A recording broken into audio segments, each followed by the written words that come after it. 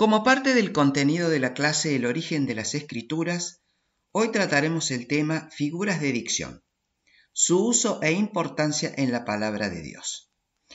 El estudio y comprensión del uso de las figuras de dicción que están en la Biblia son de fundamental importancia para llegar a la palabra de verdad, es decir, a la palabra de Dios correctamente dividida e interpretada en sí misma, tal como dice claramente 2 de Pedro 1, 20 y 21, que dice así: entendiendo primero esto, que ninguna profecía de la Escritura es de interpretación privada, porque nunca la profecía fue traída por voluntad humana, sino que los santos hombres de Dios hablaron siendo inspirados por el Espíritu Santo.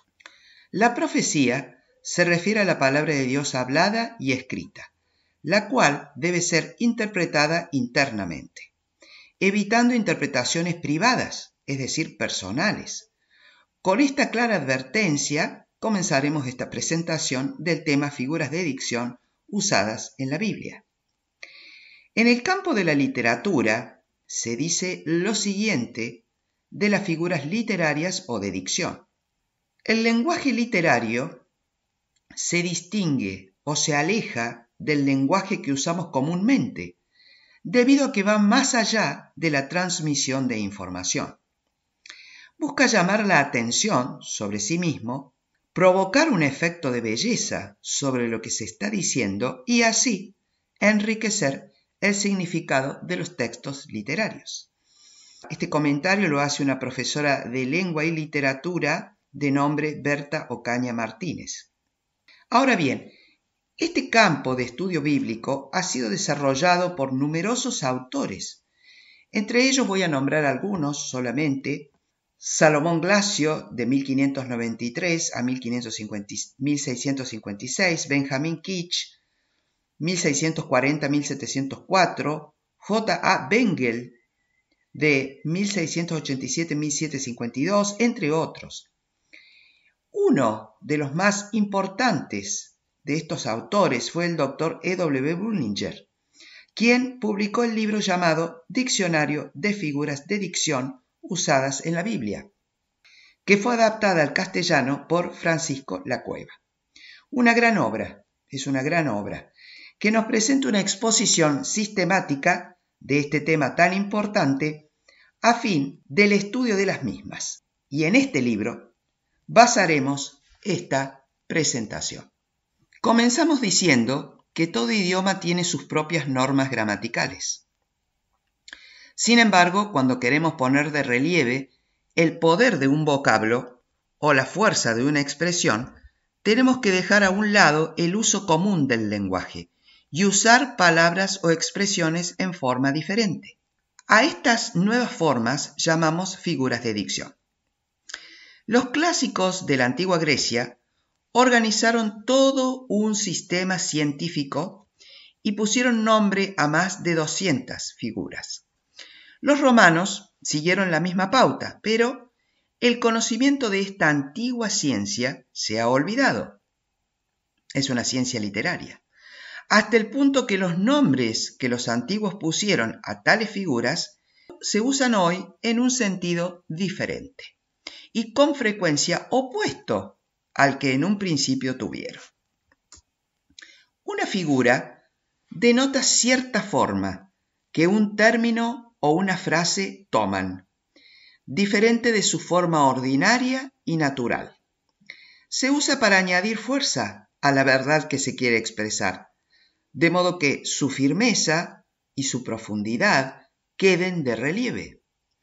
Si aplicamos, pues, esta ciencia al estudio de la palabra de Dios y a las verdades de Dios, veremos que es una rama de investigación de la Biblia muy importante, y que estas leyes subyacen a toda buena traducción y son clave de toda genuina interpretación. Esto lo resalto y lo digo nuevamente porque es muy importante.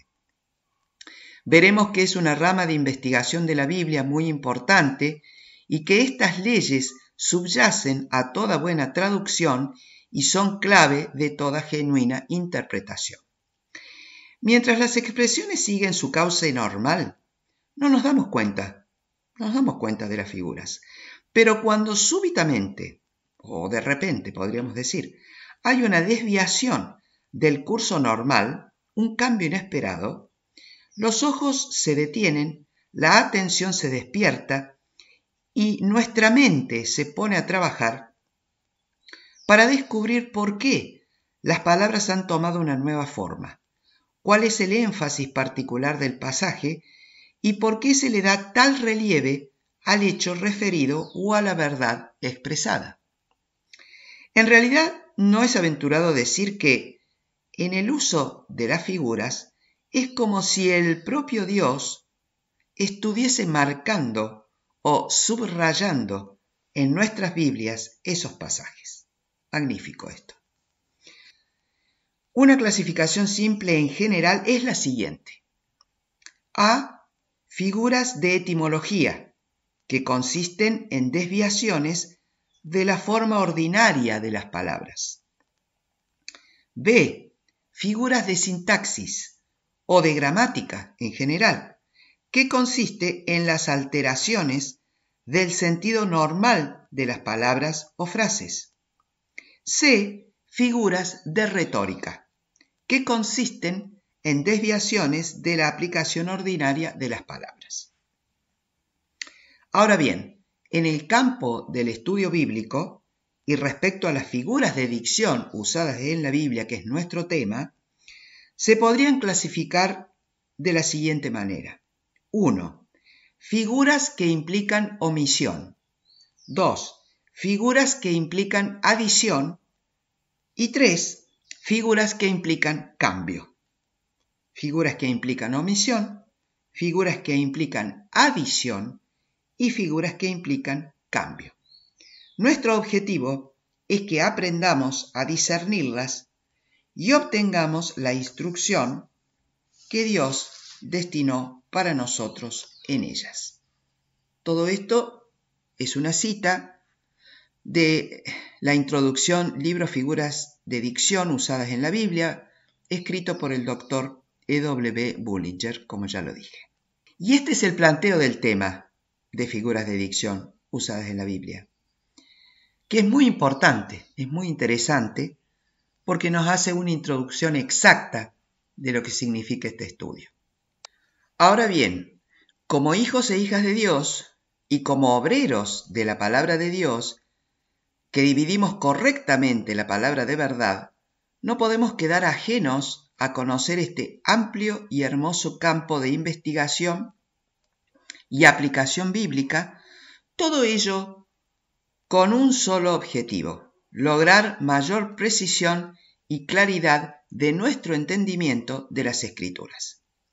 Antes de comenzar a citar algunos ejemplos de figuras de dicción usadas en la Biblia, quiero citar un párrafo del libro Poder para la Vida Abundante del Dr. Victor Paul Wierwille, en su página 73, que dice lo siguiente. Muy interesante esto que dice aquí el doctor. Una pregunta. ¿Alguna vez se ha preguntado usted qué debe ser enfatizado en la palabra de Dios? ¿Alguna vez se ha preguntado usted qué debe ser enfatizado en la palabra de Dios? Si la Biblia es respirada de Dios, que es la palabra, una sola palabra en griego, que es theopneustos, y si la Biblia es la palabra de Dios, ¿le permitiría a cualquier mortal el privilegio de decidir qué debe ser enfatizado en la palabra de Dios? En esta palabra respirada de Dios, theopneustos, hay una gran verdad que ha tomado años en ser indagada y estudiada. Dios es espíritu. Dios es espíritu. Así que Dios no respira, ¿no? Pero nosotros sí. Siempre, y atención con esto que es muy importante, siempre que la Biblia le atribuye características humanas a Dios, como lo hace en particular esta escritura que estamos viendo, que es 2 de Timoteo 3:16, que dice, toda la escritura es inspirada, que quiere decir respirada por Dios, y útil para enseñar, para redarguir, para corregir, para instruir en justicia, esta característica humana se llama o se le atribuye o surge por una figura literaria o figura de dicción que en este caso se llama condescencio o antropopateia. Las figuras literarias en la Biblia, dice el doctor, desde Génesis 1:1, porque existen a través de toda la Biblia, hasta Apocalipsis 22:21, son las marcas de Dios en la palabra. Las figuras son las marcas de Dios en la palabra. En cuanto a qué cosas quiere Él que sea enfatizado, siendo Él su autor. Una figura no es algo sobre lo que hay que adivinar. Las figuras literarias son usos gramaticales legítimos que departen del lenguaje literal para llamar la atención a sí mismo. Por ejemplo, vamos a dar un ejemplo. Si no hemos tenido lluvia por un largo tiempo, yo podría decir, el suelo está seco. Esto sería una simple enunciación de un hecho. Pero si yo digo, el suelo está sediento, esto es una figura literaria. La figura es siempre más vívida que la misma enunciación literal. Y esta es la clave, muy importante. Lo vuelvo a repetir. La figura es siempre más vívida que la misma enunciación literal. Una figura literaria siempre aumenta, siempre vitaliza la declaración. La palabra de Dios debe ser aceptada literalmente cuando quiera y donde quiera que sea posible. Pero, cuando una palabra o palabras dejan de ser fieles a los hechos, ellas constituyen figuras literarias. Las figuras literarias tienen un énfasis diseñado por Dios que tiene que ser asido y entendido para obtener completamente el impacto de la palabra. Y ahí vamos, a eso, a obtener completamente el impacto de la palabra. Los hombres tienden mucho a usar figuras literarias al azar, pero en la palabra de Dios, las figuras literarias son usadas con un diseño divino. Tienen un diseño divino. Todas y cada una de ellas pueden ser exactamente catalogadas y analizadas con precisión. No hay adivinanzas en lo absoluto, a excepción de las figuras de dicción y de las costumbres y manerismos orientales. La palabra de Dios es literal. Esto lo vuelvo a repetir porque es muy importante. A excepción de las figuras de dicción y de las costumbres y manerismos orientales, la palabra de Dios es literal. Hay 212 figuras literarias distintas que se usan en la Biblia. Algunas veces hay hasta 40 variaciones de una figura. Así que es fácil ver y apreciar la monumental oportunidad para la investigación que ofrece el campo de las figuras literarias. Y hasta aquí es la cita del Dr. Wierwille, que me parece una brillante también introducción junto con la del Dr. Bullinger para ir a este tema y profundizar un poco más en algo tan importante. Muy bien, en este punto del estudio se aclara que sería muy difícil realizar una consideración de cada figura y sus variaciones. Bueno, esto, de acuerdo a lo que venimos leyendo, es así. Entonces, a fin de observar la precisión, exactitud y belleza de algunas de las figuras de dicción usadas en la Biblia, vamos a ver algunos ejemplos. De la primera clasificación, figuras que implican omisión. Con referencia a las palabras, tenemos la figura elipsis. A su vez, la figura elipsis se clasifica en 3 clases: absolutas, relativas y de repetición. En esta oportunidad, en este momento, voy a citar un versículo donde aparece una figura que se denomina elipsis absoluta y se refiere a la omisión de nombres y pronombres. Pasemos por favor a Efesios 1:8. Efesios 1:8. Y dice, que hizo sobreabundar para con nosotros en toda sabiduría e inteligencia. Aquí faltaría una palabra para completar la frase que hizo sobreabundar, porque dice que hizo sobreabundar para con nosotros en toda sabiduría e inteligencia. ¿Qué cosa hizo sobreabundar? Y se entiende que fue su gracia, la de Dios, como dicen los versículos anteriores. Vamos a leer el 6. El 6 y el 7, para alabanza de la gloria de su gracia, con la cual nos hizo aceptos en el amado, versículo 7, en quien tenemos redención por su sangre, el perdón de pecados, según las riquezas de su gracia. Entonces, sí, ¿qué es lo que hizo sobreabundar? La gracia, para con nosotros en toda sabiduría e inteligencia. Entonces, las riquezas de su gracia es lo que Dios hizo sobreabundar para nosotros, y eso es lo que enfatiza este versículo de Efesios 1:8. Otra figura muy interesante y muy usada en la Biblia, que implica omisión, se denomina figura asíndeton, que a su vez, fíjense qué interesante, está clasificada como falsa elipsis. Y se llama así, ¿por qué se llama asíndeton? Porque suprime las conjunciones y, como saltando por encima de los detalles de menor importancia, a fin de llegar antes a lo principal. La belleza de esta figura se percibe mejor si se la compara con su opuesta, que es la polisíndeton, ya que esta, la polisíndeton, se caracteriza por multiplicar las conjunciones. Ahora vamos a ver un ejemplo de la figura asíndeton.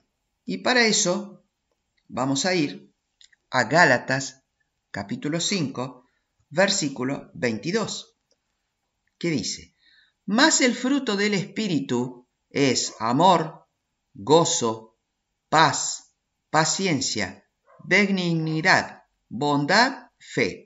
Versículo 23, mansedumbre, templanza, contra tales cosas no hay ley. Y aquí, las 9 facetas del fruto del Espíritu, son las facetas del fruto del Espíritu, terminan en el versículo 23 con la solemne frase, contra tales cosas no hay ley. Y esto es lo que quiere enfatizar la figura asíndeton. ¿Por qué? Porque la función de la ley, fíjense qué interesante, era restringir.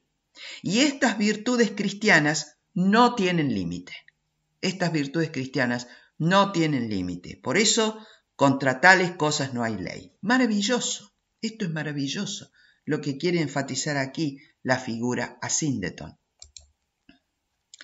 Como dije anteriormente, hay muchas más figuras que implican omisión, o sea, esta primera clasificación, por lo cual sería importante seguir la investigación y estudio de ellas, de estas primeras clasificaciones que son de omisión.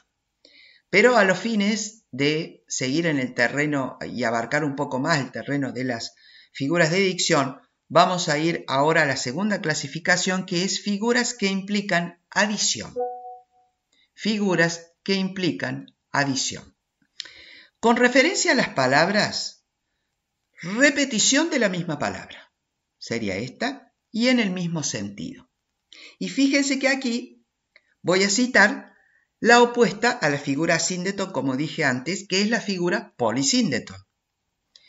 Esta figura consiste en la repetición de la conjunción y al comienzo de frases sucesivas.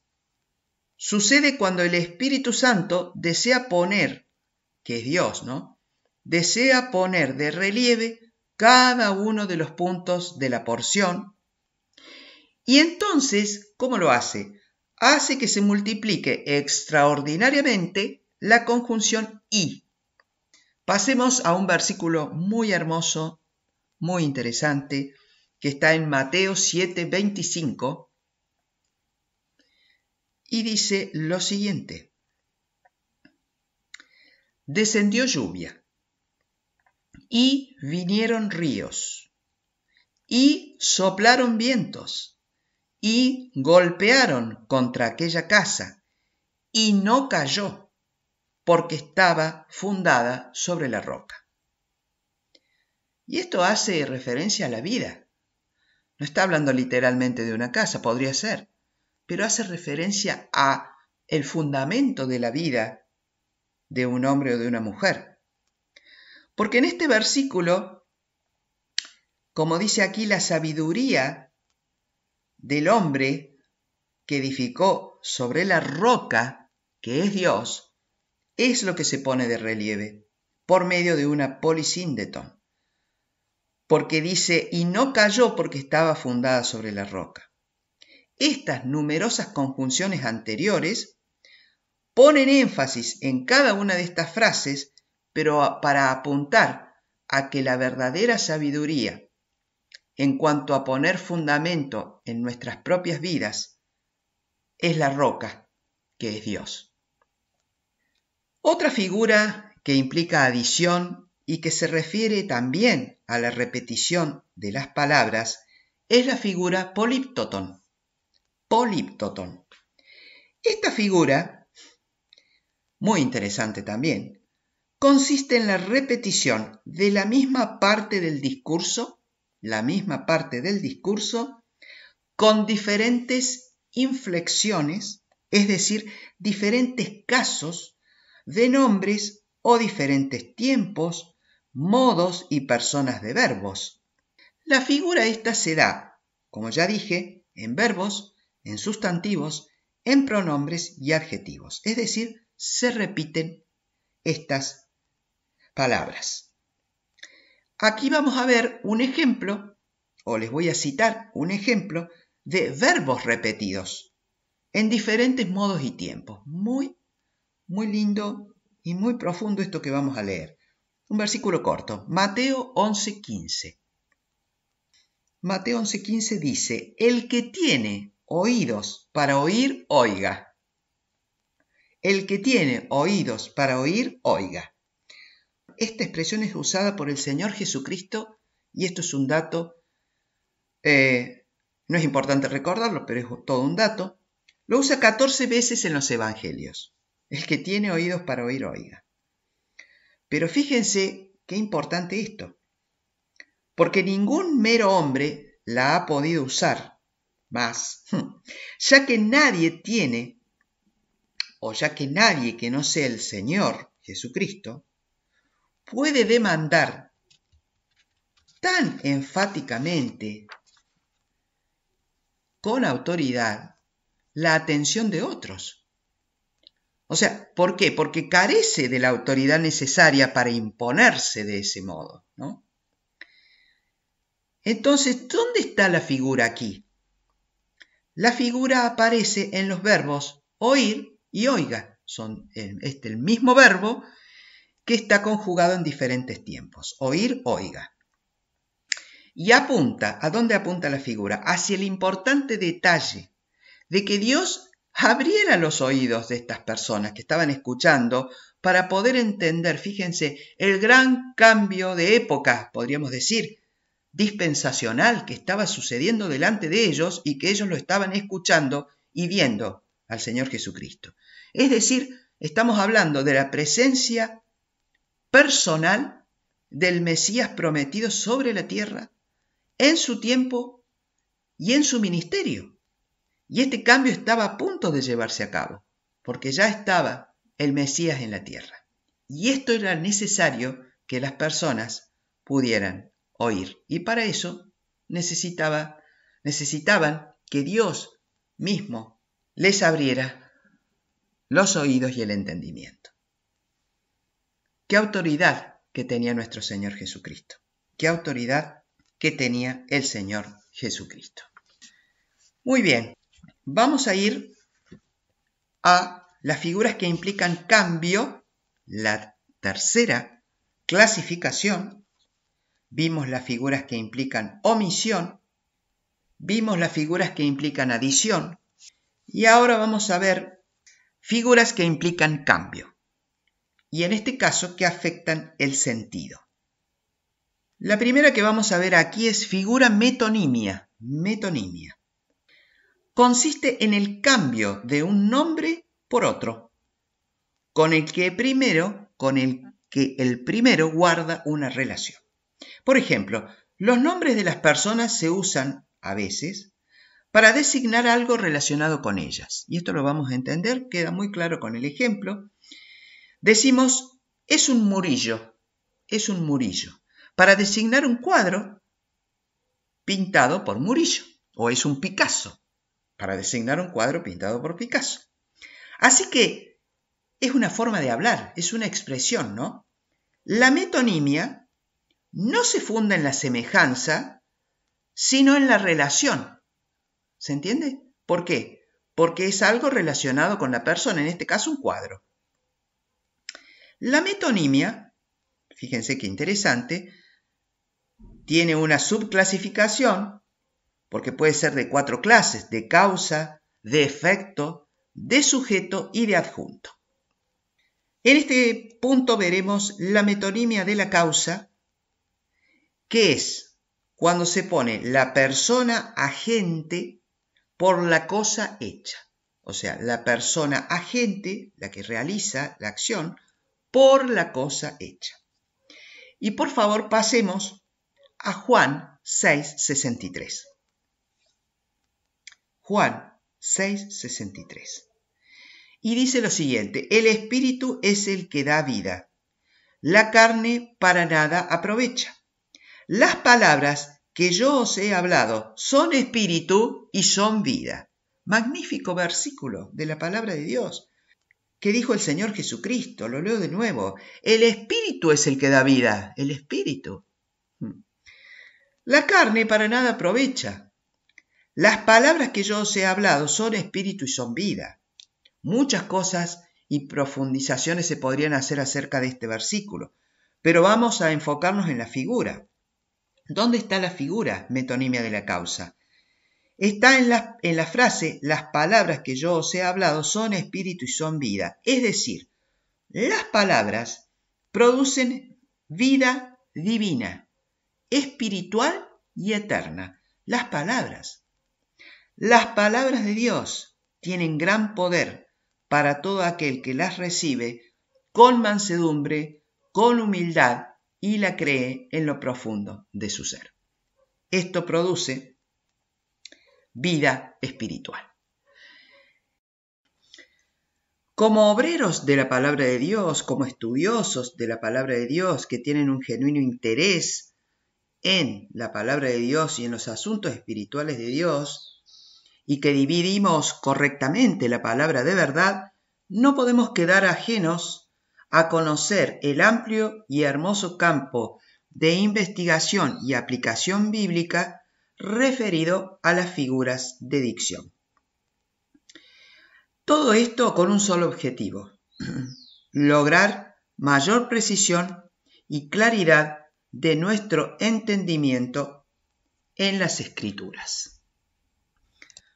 Dijimos entonces que las palabras de Dios tienen gran poder para todo aquel que las recibe con mansedumbre, con humildad y las cree. Otra figura que implica cambio y que afecta el sentido es la figura endiadis. Endiadis, que significa uno mediante dos.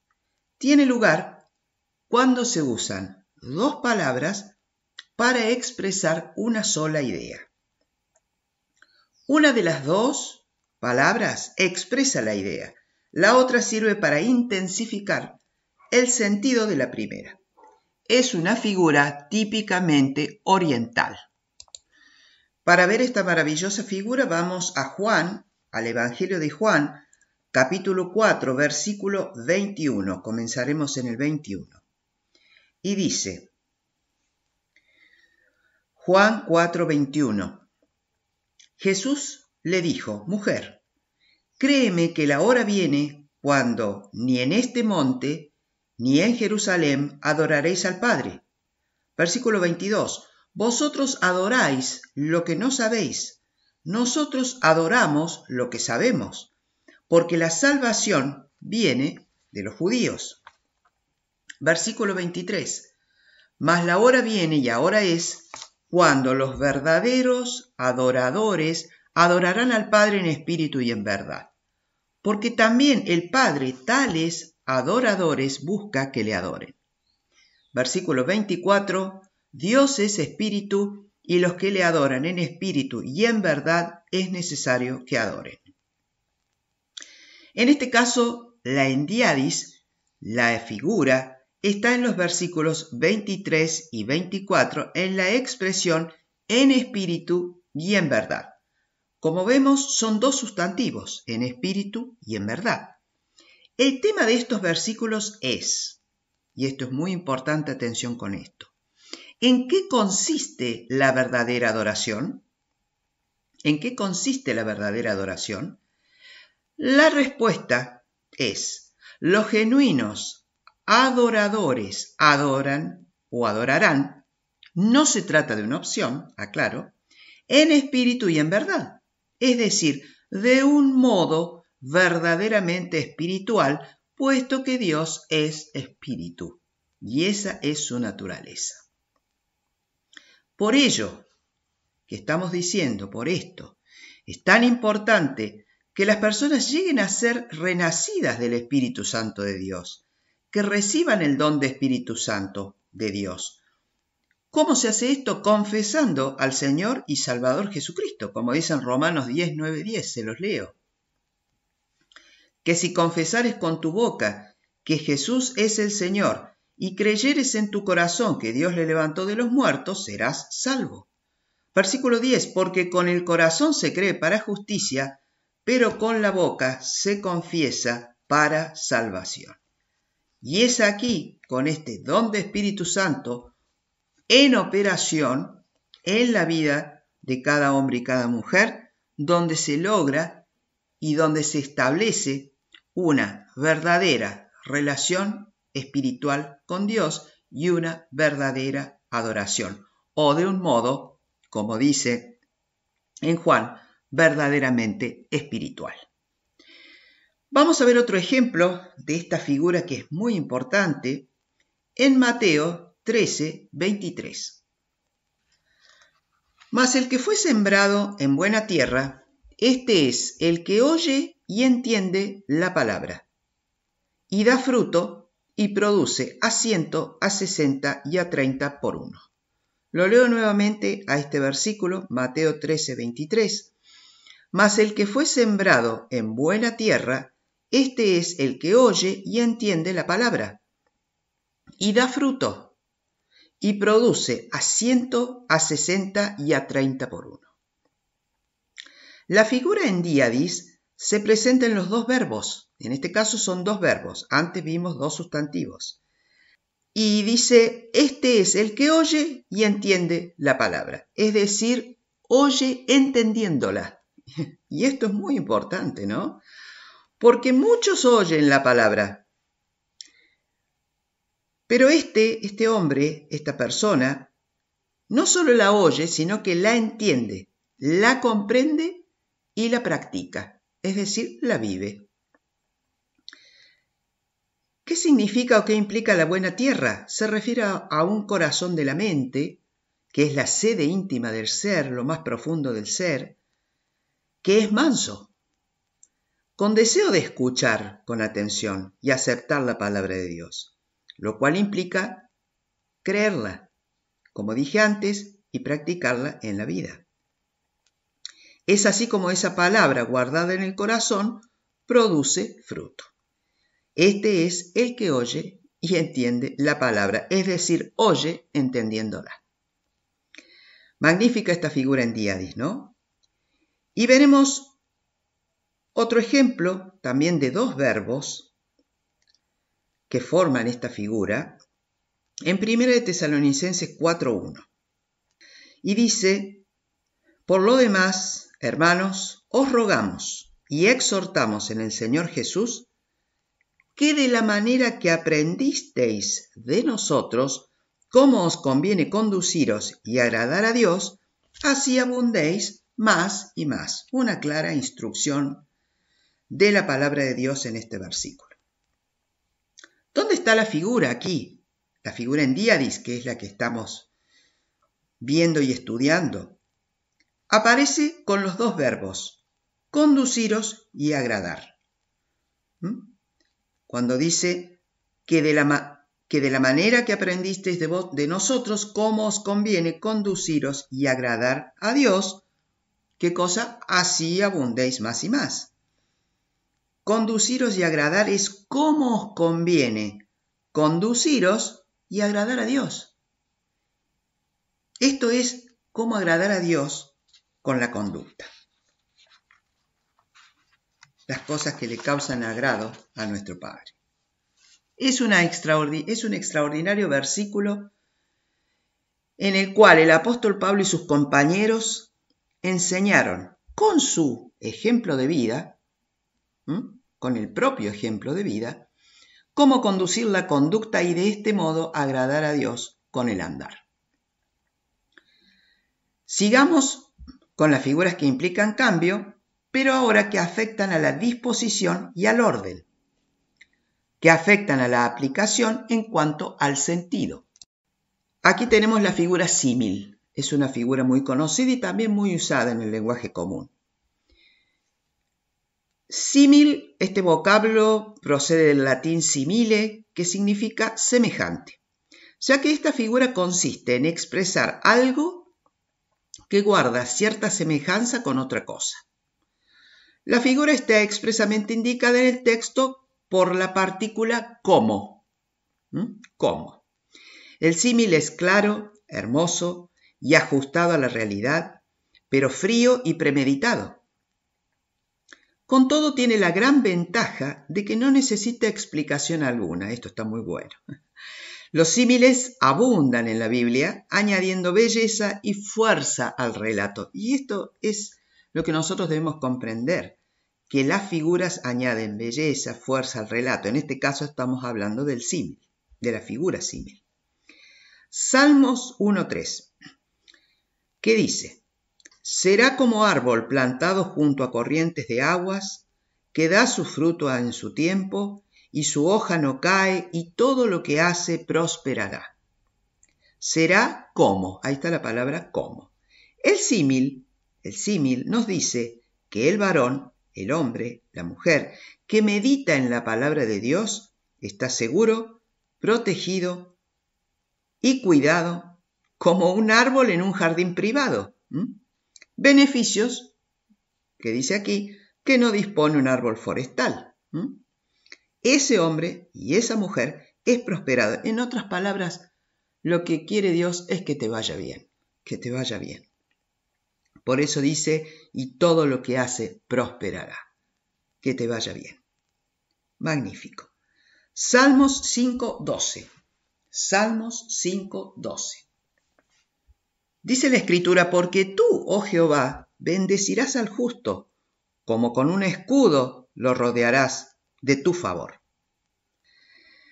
¿Por qué es ese favor, que es la gracia de Dios, el favor gratuito, como un escudo? ¿Por qué? Porque acá dice, acá está el símil, como un escudo. Porque en el favor de Dios, en esa gracia de Dios, en ese favor gratuito, hay vida, hay misericordia, hay seguridad y victoria, como lo establecen numerosas escrituras a lo largo de la vida, y todo esto hace que sea un escudo de protección que rodea, que nos rodea. La gracia de Dios es como un escudo que nos rodea. Qué maravilla que es la figura símil. Pasemos a la figura metáfora. Esta también es una figura conocida que se usa también en el lenguaje cotidiano y común, Pero la metáfora significa transferencia. Consiste en transferir una cosa sin previo aviso el significado de otra. Consiste en transferir una cosa sin previo aviso el significado de otra, por cierta analogía que existe. Por supuesto, hay una analogía que existe entre ambas palabras o entre ambos significados. Recurrimos a la metáfora cuando decimos, por ejemplo, de una fotografía, este es mi padre. Este es mi padre. Aun cuando la fotografía se asemeje ya muy poco al padre real, pues en ella no se trata de semejanza, sino de ¿qué? Representación, por supuesto. La foto no es el padre, pero es la representación. La figura metáfora está siempre en el verbo ser. Recordemos ahora, el símil era en la partícula como, y acá la figura metáfora está siempre en el verbo ser, el cual, este verbo ser, expresa una analogía entre el sujeto y el predicado, y no una identidad literal. No una identidad literal, sino una analogía. Esto va a quedar clarísimo con los ejemplos que vamos a ver. Mateo 5:13. Mateo 5:13. Y dice, vosotros sois la sal de la tierra, pero si la sal se desvaneciere, ¿con qué será salada? No sirve más para nada, sino para ser echada fuera y hollada por los hombres. ¿Dónde está la figura de dicción aquí, metáfora? En la frase, vosotros sois la sal de la tierra, es decir, nosotros, las personas, los que creemos en Dios y su palabra. ¿Qué representa? Representáis vosotros, como dice aquí, con relación a la tierra, lo que la sal literal representa con relación a otras cosas, preservando de la corrupción y destrucción. Todos sabemos que la sal tiene ese efecto de preservación. Entonces, representáis ustedes o vosotros con relación a la tierra lo que la sal literal representa con relación a otras cosas, preservando de la corrupción y destrucción. Y vamos a ver un ejemplo, no lo vamos a leer, pero después habría que ver este ejemplo maravilloso que está en Génesis, lo que sucedió con las ciudades de Sodoma y Gomorra. Y dice aquí el doctor Bullinger que es exactamente como si 10 justos se hubieran hallado en Sodoma y Gomorra. Estos 10 justos, fíjense, habrían preservado de la destrucción a dichas ciudades.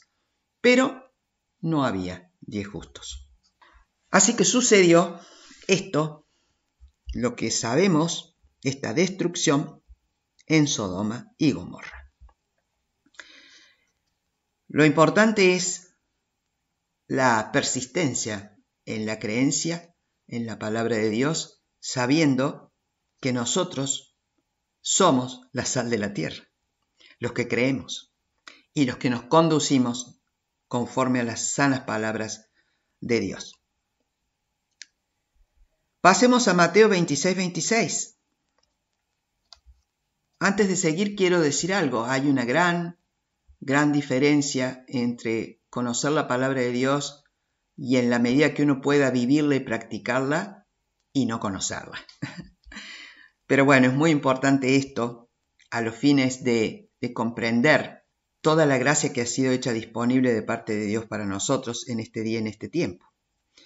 Vamos a Mateo 26:26 y vamos a ver otra metáfora. Y mientras comían, tomó Jesús el pan y bendijo y lo partió y dio a sus discípulos y dijo, tomad, comed, esto es mi cuerpo. Versículo 27.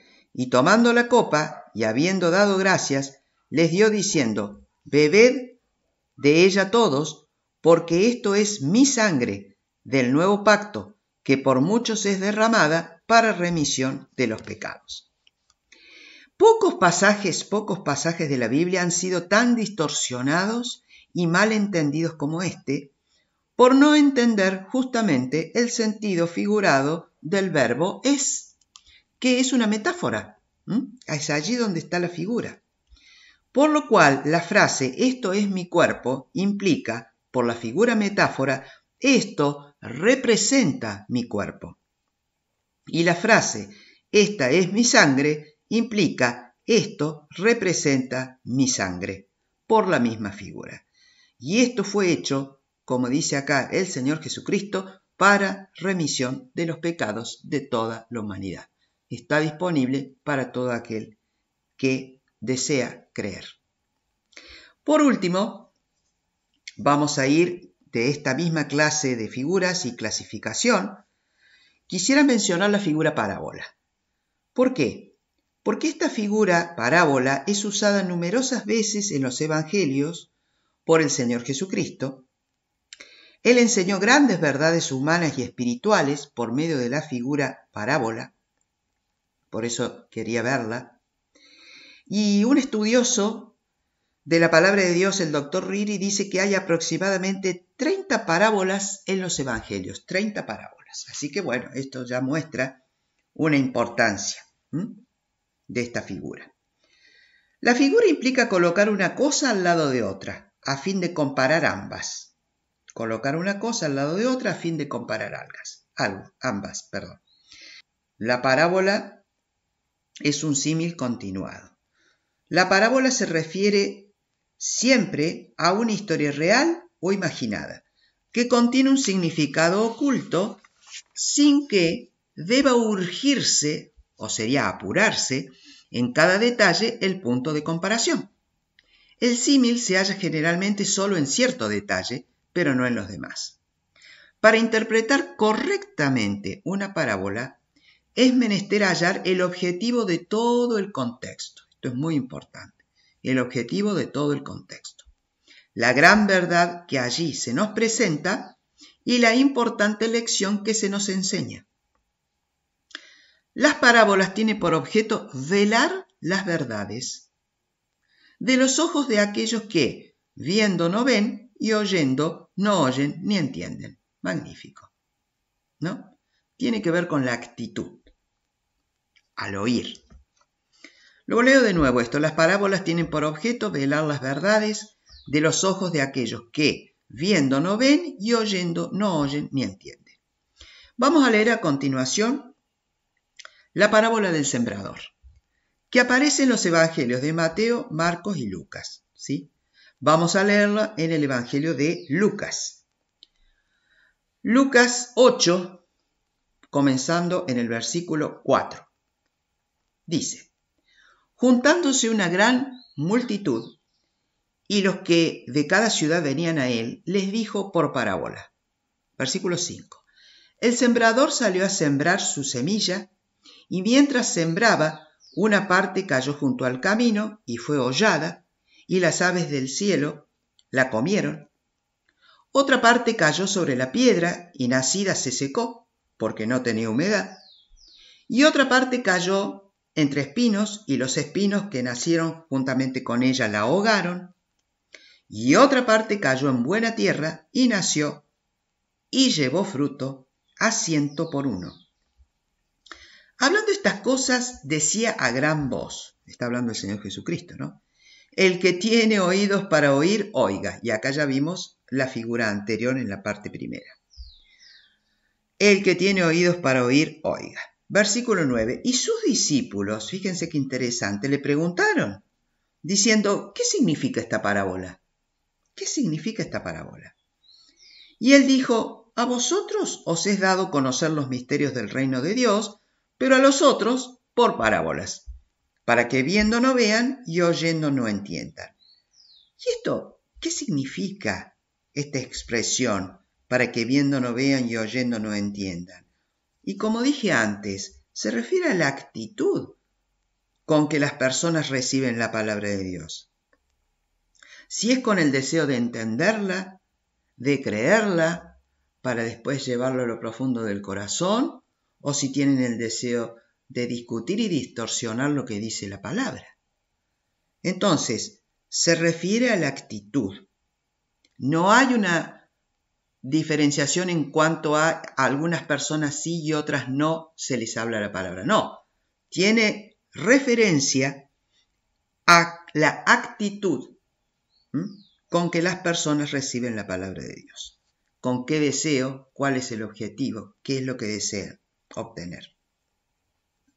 En los versículos siguientes, Jesucristo da la interpretación de esta parábola, el propio Señor Jesucristo, que es, fíjense esto, fundamental para entender todas las demás. Esta parábola es la parábola fundamental para entender todas las demás, ya que siempre, y atención con esto, es una cuestión de actitud frente a la palabra de Dios la que determina la espiritualidad, es decir, tener oídos dispuestos para escuchar y aceptar la información de ella. Les leo un versículo referido a esta parábola del sembrador, se los leo, que aparece en Marcos y agrega la siguiente información. Marcos 4:13 dice, y les dijo, ¿no sabéis esta parábola? ¿Cómo pues entenderéis todas las parábolas? Y fíjense que nuevamente estas palabras marcan la importancia fundamental de la parábola del sembrador. ¿Sí? Importancia fundamental. Sigamos leyendo entonces en Lucas 8 y en el versículo 11 dice, esta es pues la parábola. La semilla es la palabra de Dios. Versículo 12. Los de junto al camino son los que oyen y luego viene el diablo y quita de su corazón la palabra para que no crean y se salven. Versículo 13. Los de sobre la piedra son los que, habiendo oído, reciben la palabra con gozo, pero estos no tienen raíces, creen por algún tiempo, y en el tiempo de la prueba, ¿qué sucede? Se apartan. Versículo 14. La que cayó entre espinos, estos son los que oyen, pero yéndose son ahogados por los afanes y las riquezas y los placeres de la vida y no llevan fruto. Versículo 15. Mas el que cayó en buena tierra, estos son los que con corazón bueno y recto retienen la palabra oída y dan fruto con perseverancia. Con perseverancia. Leo nuevamente el versículo 15. Mas la que cayó en buena tierra, estos son los que con corazón bueno y recto retienen la palabra oída y dan fruto con perseverancia. Quiero leerles un versículo de esta misma parábola que está en Mateo 13:23. Mateo 13:23. Y dice lo siguiente, mas el que fue sembrado en buena tierra, este es el que oye y entiende la palabra, y da fruto y produce a 100, a 60 y a 30 por uno. De nuevo, mas el que fue sembrado en buena tierra, este es el que oye y entiende la palabra y da fruto y produce a 100, a 60 y a 30 por uno. Y aquí se agrega la expresión, este es el que oye y entiende la palabra. ¡Qué magnífico! Es un magnífico registro de la palabra de Dios. El Señor Jesucristo mismo explica la parábola del sembrador y establece la trascendencia de entenderla. Porque en estas categorías cada persona se ubica por propia voluntad. Esta descripción que hace la parábola de lo que sucede con la palabra en la vida de las personas es por decisión y voluntad de cada persona, ¿sí? Por eso habla de la actitud hacia la palabra de Dios. Podríamos decir entonces, entre muchas otras consideraciones que las dejo para que cada uno las pueda realizar, que es un punto crucial en la vida de hombres y mujeres, cómo reciben la palabra de Dios cuando la oyen y si la aceptan al punto que produzca fruto en su vida. Porque la palabra de Dios aceptada, es decir, creída, produce fruto en la vida. Para finalizar con esta presentación, pero por supuesto no para finalizar con el tema, como ya lo dije previamente, decimos lo siguiente. Y es como comencé. El estudio y comprensión del uso de las figuras de dicción que están en la Biblia son de fundamental importancia para llegar a la palabra de verdad, es decir, a la palabra de Dios correctamente dividida e interpretada en sí misma, tal como dice claramente 2 de Pedro 1, 20, 21. Entendiendo primero esto, que ninguna profecía de la Escritura es de interpretación privada, porque nunca la profecía fue traída por voluntad humana, sino que los santos hombres de Dios hablaron, siendo inspirados por el Espíritu Santo. La palabra de Dios debe ser aceptada literalmente cuando quiera y donde quiera que sea posible. Pero cuando una palabra o palabras dejan de ser fieles a los hechos, ellas constituyen figuras literarias. Las figuras literarias tienen un énfasis diseñado por Dios, que tiene que ser asido y entendido para obtener completamente el impacto de la palabra. El impacto de la palabra. A excepción de las figuras de dicción y de las costumbres y manerismos orientales, la palabra de Dios es literal. Como dijimos en la primera parte, hay 212 figuras literarias distintas que se usan en la Biblia. Algunas veces hay hasta 40 variaciones de una misma figura. Es fácil entonces ver la maravillosa, monumental oportunidad para la investigación que ofrece el campo de las figuras literarias. Entonces, podemos concluir con estas palabras que dijo nuestro Señor Jesucristo. Hablando estas cosas, decía a gran voz, el que tiene oídos para oír, oiga. Dios los bendiga.